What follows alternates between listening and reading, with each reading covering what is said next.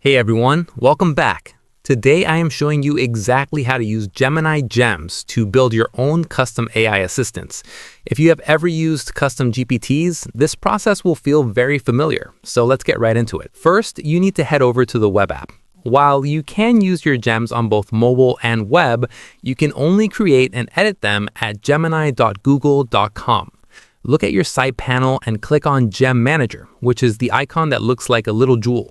Once that opens up, click on New Gem to start the builder. You will see a split screen layout where you can draft your instructions on the left and test them out in the preview panel on the right. Next, you need to give your gem its personality and knowledge. Enter a clear name for your assistant and then fill out the instructions field.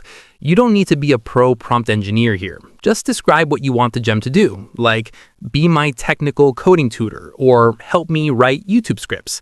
If your draft feels a bit messy, you can click the pencil icon and Gemini will automatically rewrite your instructions to be more effective and professional. Then you should add any specific resources you want the AI to reference.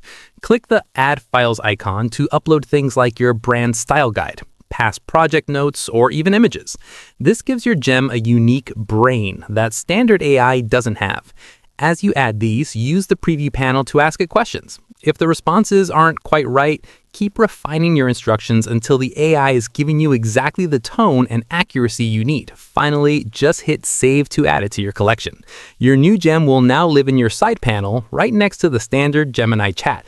Keep in mind that as of 2026, gems still cannot be used with Gemini Live or for generating AI images, but they are incredibly powerful for text-based tasks and data analysis. You can go back into the Gem Manager at any time to tweak your instructions as your needs change. And that is it. You officially have a personalized AI team ready to work. If this setup guide helped you build your first gem today, please give the video a thumbs up and subscribe for more tech and education tutorials. See you in the next one.